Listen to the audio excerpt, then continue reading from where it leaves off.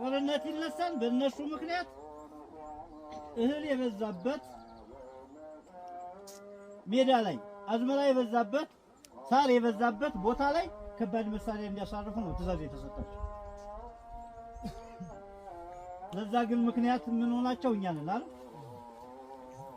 መጡ ምን አደረግን እኛ? ነገ ጧት እናንተም ማስለቀስ እናንተም ማሳዘን እኛም ማዘን አንፈልግም። እህል ነው።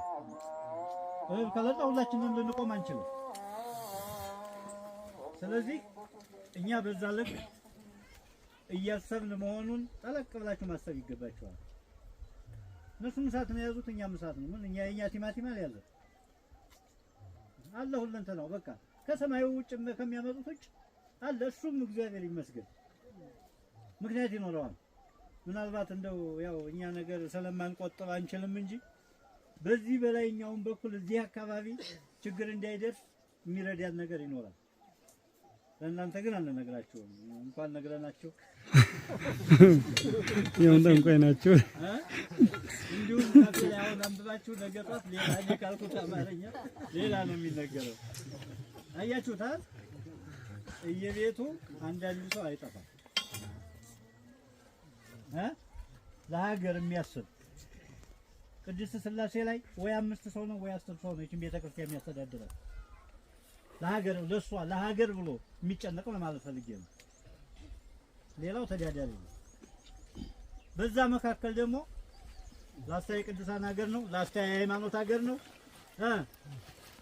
ወገን የትውልድ የዛ ነው። በምችለው መልኩ ከጎኑ ለመቆም አለብኝ ብሎ የሚታገል ብዙ አለ ውስጡ እንዳታምኑ። እንደ ጦርነት ስንት ጊዜ ነው ድሮን ስንት ዞሮናል። ሚግ ስንት ጊዜ ሙጃ ባለፈው ስንት ዞሮናል። ምንም የተፈጠረ ነገር የለም። በውስጡ እግዚአብሔር ስራውን እየሰራ እንደሆነ ማወቅ አለባችሁ። ከእግዚአብሔር ጎን የራቅ ነው እኔና እናንተ ነን። በቃ እናንተ እስኪ ጸሎት አድርጉ። የምህላ ጸሎት ይያዝ። ምንድነው ዝናብ የሆነ ሰዓት ላይ እኮ ዝናብ አልዘንብ ሲል እኛ ድሮ ህዝቡ ተሰብስበው በሁለት ቄስ ላይ እግዚኦ መሐረነ ክርስቶስ ብለው እኮ ዝናብ ይዘንባል ወደ እንደው ይሄን እናውቃለን በደንብ። አሁንም እዚህ ቁማችሁ ብትጸልዩ እንደሚዘንብ ነው የማውቀው። ስለዚህ ለምን ውስጥ ለውስጥ ያለ ጸብ ክርክር ተው አጥፉ። አንድ መቅደስ ሆናችሁ እንዴት ነው 5 ቅዳሴ ገብቶ አንዱ አልሳለም ብሎ መውጣት ማለት ይሄ ቀደሰ ነው እንዴ? ማታ መጣ ማለት ነው እንጂ በቃ ላጣኔ መጣ ለምን ጻድቃ ይተፋል። ስለዚህ እባካችሁ በዛ ልክ እናድርግ ነው። ሌላው ከዚህ በኋላ ተብሏል በአዲስ አበባ ሀገረ ስብከቱ 7 ነጥብ ምናምን ብር ተሰጣለን። በቅዱስ ላሊበላ 300 ሺህ ብር ተሰጣለን። በዚህኛው ዞን ወንድም ያልሰማ መሰለኝ 2.5 ሚሊዮን ብር ተሰጥቷል። በዞን ወልዲያ አያችሁ። ይሄ ከየት ነው የሚመጣው? ከቤተ ክርስቲያን እየወጣ ዙሮ እኛን ለማጥፋት ማለት ነው። ስለዚህ ከዚህ በኋላ ወደዳችሁም ጠላችሁም አሁንም ውስጥ ለውስጥ የተሰጣችሁ መርህ አላችሁ። እዚህ ውስጥ ማቃችሁ አባቶች ለስብሰባ የተጠራችሁ ወልዲያ በዚህ ቀን ትመጣላችሁ ተብሎ ከሌ ተመርጦ የተዘጋጀ ሰው አለ። የሄደው ሰው በስውር ከዚህ ያለውን ገንዘብ ይዞ ሄዶ እንዲሰጥ ስለሆነ እጃቸውን እንድታቆሙ። እናንተ የምትተዳደሩት በቃል እግዚአብሔራችሁ ነው፣ ተምራችሁ ነው፣ አለቀ። በእውቀታችሁ ነው። እግዚአብሔር የሰጠውን ስልጣን ማንም አይነሳም።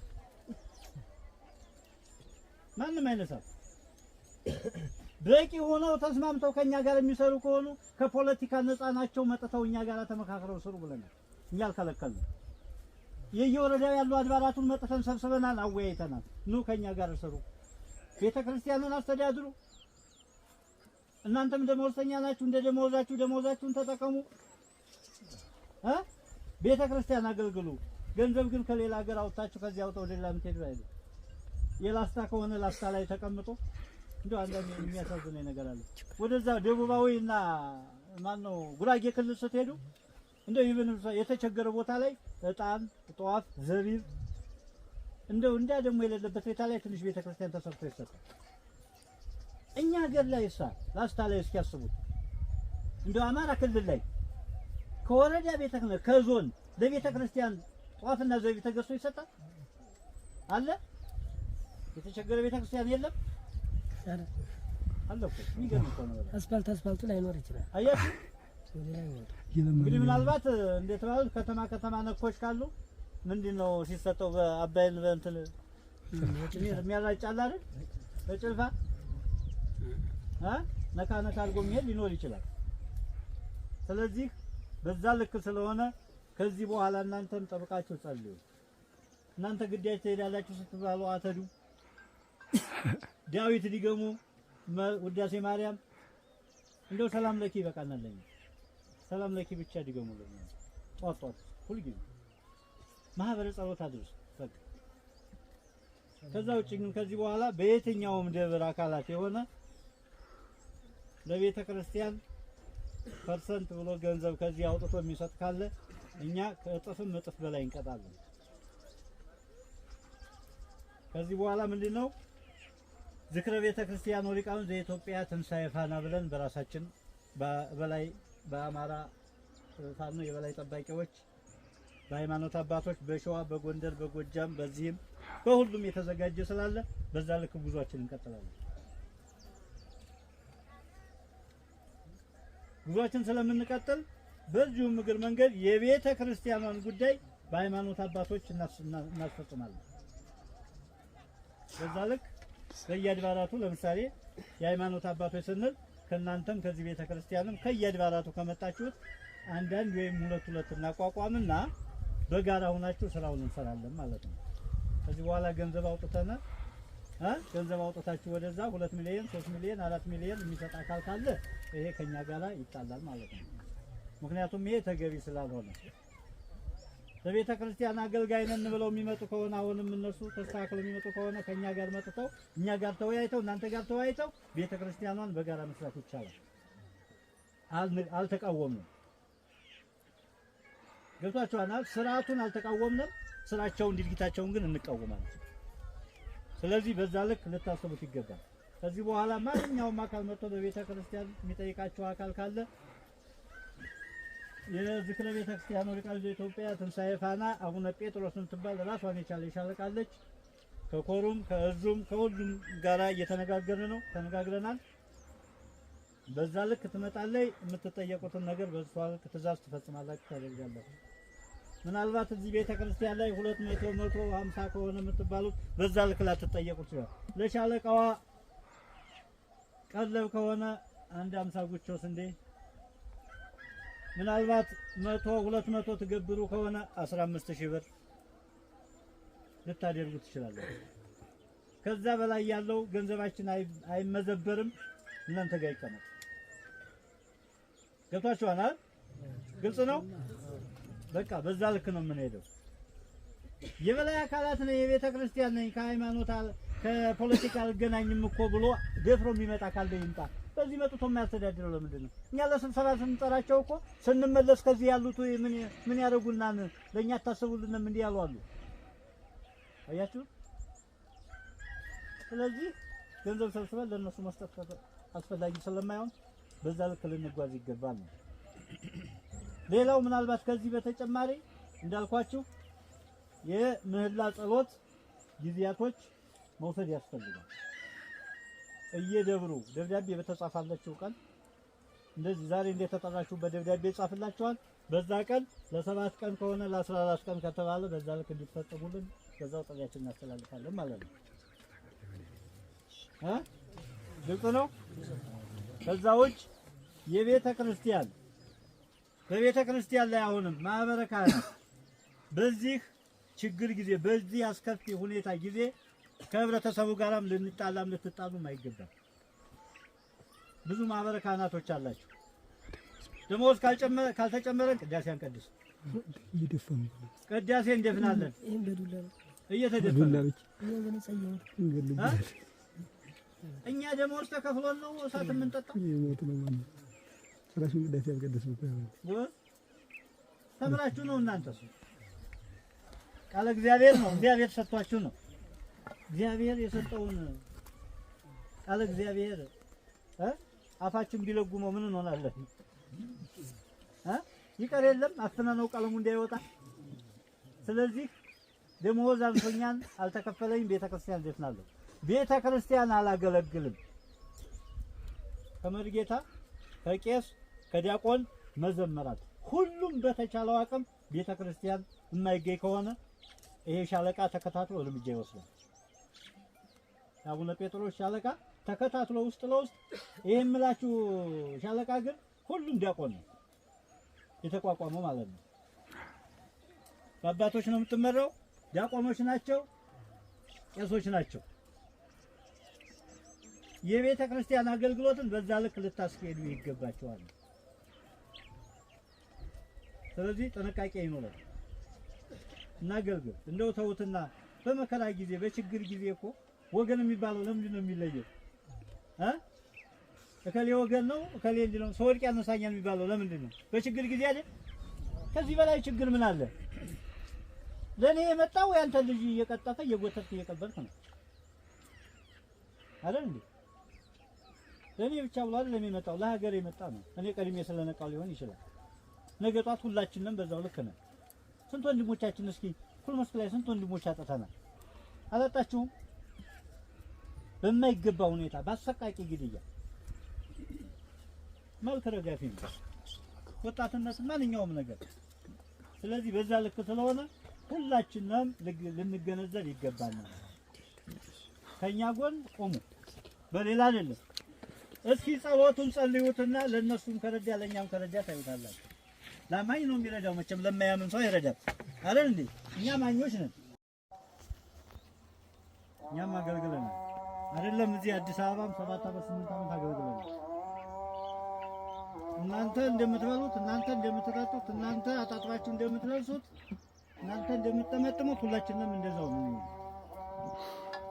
ነገር ግን አሁን ቢብላችኋል እኛ ከቀማሩ ወገን ነው። ስለዚህ ቅድስት ቤተ ክርስቲያን ውስጥ እኛ የምንሰራቸው ስህተት የምንጸልያቸው ጸሎቶች ስርዓት አልባ እየሆኑብን ነው። ስለዚህ ወደ ጥንተ ነገራችን ብንመለስ የተሻለ ነገር ነው እላችኋለሁ።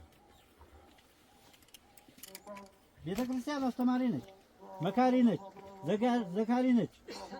ሁለንተናውን ነገር እያወቅን እንደምን አንዳንድ ቦታ ላይማ እኮ እግዚአብሔር እውነት እንደው ይቀር ይበላል እንጂ ተጣልተው እኮ አንዱ ቀድሶ ሲወጣ አንዱ መስቀል ላለመሳለም የሚሸሽም ሰው አለ።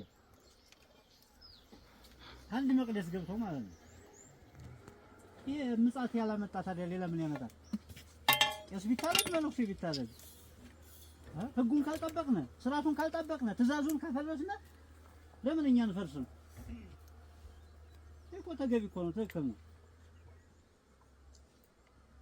እስኪ ቤተ ክርስቲያን ውስጥ እንግባ ሁላችንም። እስኪ ወደ ራሳችሁ መለስ በሉና ለሰከንድ ያክል አስታውሱ። እስኪ ራሳችሁን በቅንነት ነው የምናገለግለው? ሁላችንም ቀናነን? እንደው ለዚህች ለተቀጠርንባት 5 ጉቾም 10 ጉቾም ለምናገኛት ያቺ እንዳትቋረጥ ካልሆነ በስተቀር ያለ ተራችን ብለን ቅዳሴ ማህሌት ሰዓታት ስባተ ፍቁር ተረኛ ይፈልጋል። 5 ቀዳሽ ብቻ ቤተክርስቲያን ገብቶ እየወጣ ነው። ሁሉም ግን አገልጋይ ነው። ስለዚህ ምንድነው እንደው መለስ ብለን ራሳችንን እንውቀስ፣ እንጸልይ። እናንተ አሁን ብሏቸዋል አብረን እንዘምታለን ተብላችኋል። አሁን እስኪ እናንተ ቤት ቁጭ ብላችሁ ዳዊት ድገሙና ውዳሴ ማርያም መልካ ማርያም መልካ ኢየሱስ ደክማችሁ ሸኙንና እስኪኛ ክፉ ሲነካን ታዩታላችሁ። እኛ እኮ ይሄ ነው የሚበቃል። ከእናንተ የምንፈልገው ይሄ ነው። ያለ አግባብ ሲገደል አትገደል ብላችሁ መጮህ ነው። ሌላ ምን አለ? እንደው ያሁንማ በዛ እንጂ እስኪ አሁን ትንሽ እንደው እናስታውስ። ባለፈው መንግስታት እንኳን በመኪና አንድ ሰው ባደጋ ከሞተ የሆነ ነገር ከሞተ እኮ ቤተ ክህነት ላይ ጠቅላዩ ላይ ባንዲራ ዝቅ ተብሎ ይውለበለብ ነበር። በዋሽንግተን በቴሌቪዥንም የያዘን ደብዳቤ እንሰማ ነበር አይደል? ያን ሁሉ አለ አሁን የምታየው። ይሄ ማን ነው ችግር? የኛ ነው የሃይማኖት የራሳችን። እኛ እኮ ጥቁር ለብሰን ማቅ ለብሰን የሄድን ሰዎች ነን። እናንተ ጥቁር አልለበሳችሁም? አሁን የተሾመ ጥቁር አስለብሶ ኢትዮጵያን በሙሉ ጥቁር ያስለብሰው አይደል እንዴ? አሁን መሪ ሆኖ ቁጭ ያለው ከላይ ነው አይደለም? ጥቁር አላስለበሰም። ዛሬስ መሪ ማን ሆነ? እሱ። እንግዲህ ቤተክርስቲያን የምንመራው በዚህ ነው። አያችሁታ? ጥቁር አስለብሶን ጨለማ አድርጎን ስንት ወር ሙሉ ለብሰን ዛሬ ተመልሶ እዛ ቦታ ላይ ገብቶ እንዲሰራ ለምን ተደረገ? ቤተክርስቲያን እንድትቀጥል ነው እንዴ? ቤተክርስቲያን እንዳትቀጥል ነው። እዛ የተቀመጡት አባቶች ሁሉ እስረኞች ናቸው። አትፍረዱባቸው። አንድ ሰው እስረኛ ነው ከተባለ ምን ይሆናል? ታስረው ተገንዘው ቁጭ ያሉ ናቸው። መሞታቸውን በትክክል ነው። ገና ሲለብሱ መሞታቸውን አውቀዋል። አንድ ቄስ ወይም አንድ መነኩሴ እኮ ከመነኮሰ በኋላ ሞተ ነው አይደል? ያን ጊዜ ነው ያወቀው ሞተ። ስለዚህ በዛ ልክ የሆኑ ሰዎች ዛሬ የምንመራው በሌላ ጉዳይ ነው። ያም ስለሆነ ነው አሁን 7 ሚሊዮን ብር እንግዲህ ወደዚህ ለመጣው ጦር ይሄው ይሄንን ላስታል ሰሜን ወሎን በሙሉ የሚያጠፋ ዘይት አዘዘው ማለት ነው። ከማን የተሰበሰበ ገንዘብ? ከኛ። ማን ፈቅዶ ሰጣቸው? ጥቁር ያስለበሰን ጥቁር ለብሰናል። ጥቁር ስለሚለብሱ ጭራሹን ማጥፋት አለብን ተብሎ ማለት ነው። ግን ሰው ጥቁር አያለብስም። እግዚአብሔር ነው ጥቁር የሚያለብሰው ነጭ የሚያለብሰው። እኛ የምናምነው በሱ ነው። ያን ሁሉ መጋፈጥ አቅቶን እንዳልሆነ ያው አሁን ወንድሜም ነግሯቸዋል።